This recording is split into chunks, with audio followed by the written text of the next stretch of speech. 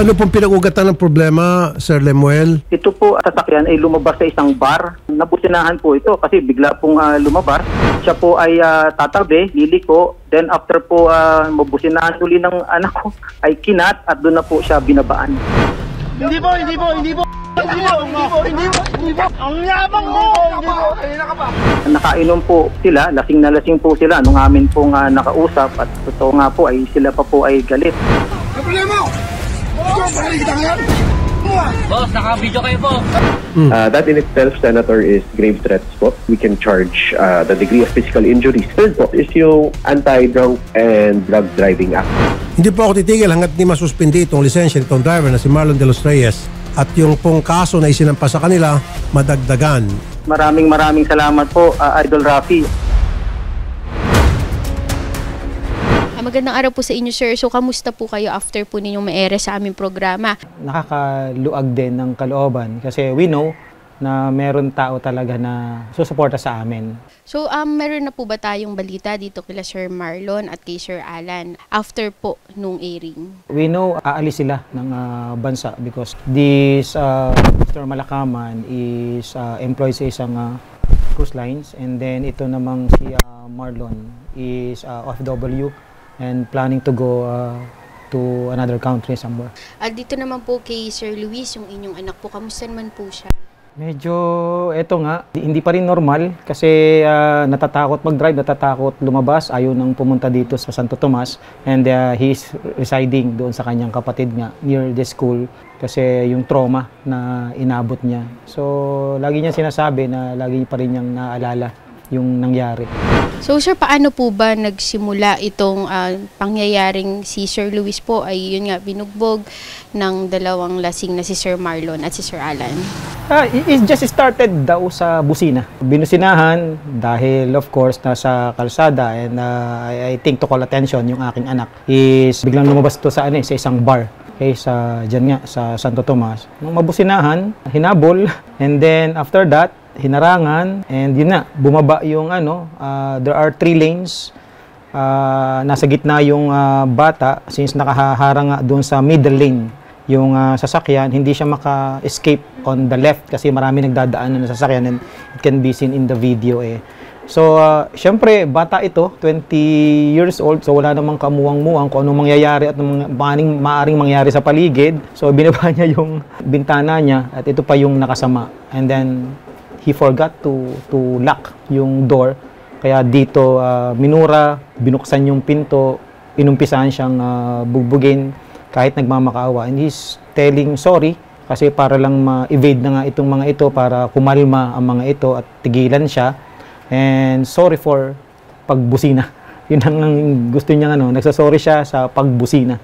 So, bilang magulang po, ano po yung una nyo naging reaksyon na nagkaroon po ng ganitong problema sa family nyo? Of course, masakit.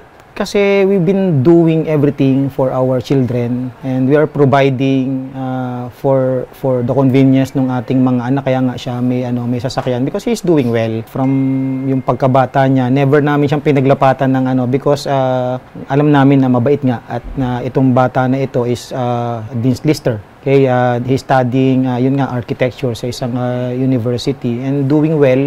Kaya at hindi namin matanggap na ito nga ay basta sasaktan lang ng kung sino. At of course, nasa kalsada, doon kami natatakot ngayon. At yun nga, meron din siyang rheumatic heart. So the moment nga na nalaman ko talagang yung kaba at yung takot nung nagsabi siya na nabugbog siya, yun agad ang kumusta na kaya yung anak ko. And then takot kasi hindi namin alam, baka may makasalubong ulit tayo ganyan. Mga lasing sa kalsada. So we are doing our best para maging responsible drivers, pero may mga ganitong pala tao tayo na makakasalamuha talaga. So, nashock talaga din kami. Totoo din pala. So, ngayon po, gaano po naka-apekto sa inyo itong nangyari? Sa family nyo po, kay Sir Luis? Malaki. Everything is not normal na. Yung bata, kaya na-travel na. May trauma yung bata. Hindi na siya kagaya dati na very active. Hindi na siya nagso-socialize ngayon. Sa gabi, hindi na ganun yung tulog niya. And I'm worried about yun nga. Kasi alam niyo naman, pag architecture, always doing the plates ni. So, then sa amin naman, may trabaho ako, may negosyo kami. So, kinakailangan namin tutukan itong kaso na to. Nabago talaga maraming nawalang opportunity, marami kaming namimiss ngayon. Iba, hindi talaga normal. And this is the first time na na-experience namin itong ganito. But for the benefit of lahat ng gumagamit sa kalsada and all those people sharing the roads, we have to do this. So, sir, ano po ba yung balak nyo pong gawin or gusto nyo pong mangyari regarding po dito sa case? Dapat talaga makonvict ang mga ito para hindi pa marisan. Para yung mga katulad natin na gumagamit ng kalsada at nagdadrive sa kalsada ay hindi matakot. At yung iba na gustong uminom, mag-drive, or gumawa ng ganito, di ba? Yung mga kamote sa kalsada ay matakot din through this case. No? So it's very important na maipanalo namin itong kasong ito. Huwag po kayo mag-alala dahil gaya nga po ng pinangako ni Sir Rafi, tutulungan po namin kayo when it comes to filing po ng complaint dito sa LTO, and then bukod po doon, ifa-file din po natin yung Anti-Drunk Driving Act sa PNP at sa Fiscal, at yung regarding naman po dito sa immigration ay gagawa po tayo ng paraan para po hindi na sila makalabas dito ng bansa gaya po ng sinabi ni Sir during the hearing. Of course, sa kalsada, we all are sharing the road and be responsible. Huwag agad tayong basta gagawa ng hindi natin pagsisisihan kasi minsan siguro nakakalusot tayo sa iba, pero for people like us, paano kung katulad namin ang maka-encounter ninyo? Okay, so talagang ilalaban namin ito. And then of course, be responsible. If you drink, don't drive.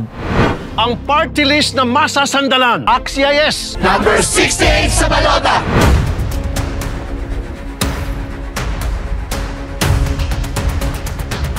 So sir, ngayon po ay nandito po tayo sa Bureau of Immigration para nga po ma-request po natin yung pag-hold po dito or pag-alerto dito sa ating mga suspect dahil yun nga po allegedly ay aalis nga po sila dito sa Philippines. So kakausapin po natin yung mga official po doon para po malaman natin kung ano ba yung magiging proseso when it comes to filing a formal complaint. Yes, and of course I hope and we pray na talagang mag-grant yung ating request because this is actually very important for us.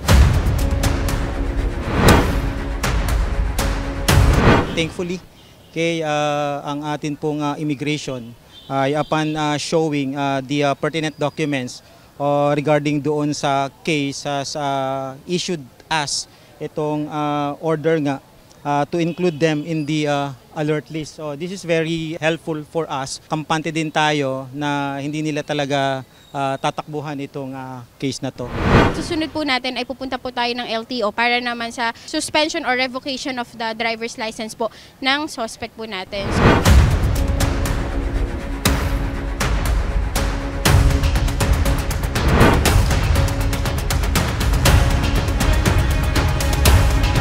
Magandang araw po sa inyo, Sir Almora. Regarding po dito sa nangyari pong road rage po sa Santo Tomas, Batangas, so nandito po yung atin pong father po ng victim na si Sir Limuel Benaflor. So sa part po ng LTO, paano po ba natin sila matutulungan para po magkaroon po ng administrative complaint po ito pong suspect natin na si Sir Marlon de los Reyes? Sinasabi lang po natin na ang pagkaroon po ng lisensya ay isang pribilehyo. The LTO ay siya rin po yung ahensya na pwedeng bumawi dito sa lisensya. So, ang pwede pong mangyari nito, depende po sa atin pong mga documents at saka pag-evaluate po natin, ay ma-declare po siya na hindi po siya karapat-dapat na magkaroon ng lisensya. So, yun po ang possible po na mga titignan ng LTO. Regarding naman po dito, sir, sa na-mention po ni Sir Rafi about the list of usage of the breath analyzer. So ano po ba yung balita po natin dito? Nag-collate po ng office namin ng mga nationwide kung ilan po yung mga nahuli administratively sa 10586, ilan yung mga na-filean sa court, at yung pang ibang mga detalye ng ating pong pagpapatupad ng batas. At saka sa Land Transportation Office po, tinitignan din po namin kung yung pong present na condition ng ating pong mga alcohol breath analyzers. Kasi po, napaka-sensitive din po itong mga equipment na ito. Every 6 months po kailangan po na ma-calibrate. So mga ganun po yung mga challenges po ng LTO. Aside of course yung wear and tear po niya na gamitin mo man o hindi, naluluma yung unit. For the meantime po ay magpa-file muna sila ng formal complaint and then dun po magkakaroon ng show cause order itong driver at dun natin malalaman if it's revocation or suspension of license po. Apo, tama po yun.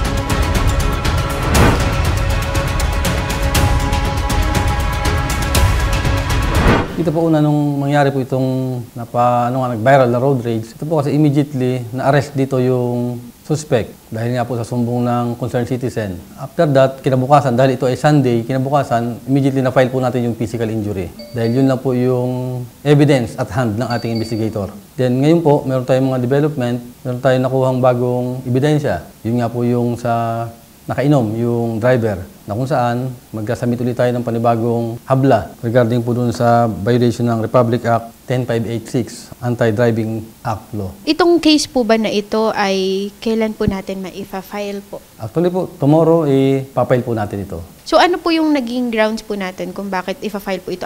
Kamusta po ba yung medical certificate ni Marlon? Ngayong araw, nakakuha na po tayo ng resulta ng medical certificate na nakalagay po dito ay positive sa alcoholic breath, yung driver po. So sir, nung huling pag-usap niyo po kay Senator Raffy ay kasalukuyan pong nasa custody po ninyo itong dalawang suspect. So ano na po bang balita? Nagkaroon na po ito ng order mula sa Municipal Trial Court na sila po ay nakapagpiyansa. Naghalagang 3,000 ang bawat isa po. Regarding po dito sa grave threat naman po na atin sanang i-amend din, kamusta po? Ipapile din po natin. Depende po sa ebidensya. Yun nga po, pumunta ang ating investigador at pinareview uli yung CCTV na kung saan ito ay submitted na rin nung unang i-file yung kaso. Subalit yun nga po, sa base sa ating prosecutor, doon sa video na wala po nakitang threat doon sa ating biktima. Subalit doon po sa isang nag-upload ng video, doon po kita yung threat. Subalit sa ating pag-ugnayan, doon sa nag-upload, ay sila po ay hindi interesado mag-file ng habla. Ay sa atin po, dito sa biktima naman, lahat ng pwedeng gawin ng kapulisan po ay sinisiguro po natin na gagawin natin ang lahat para po ito ay mabigyan ng hustisya ng ating biktima.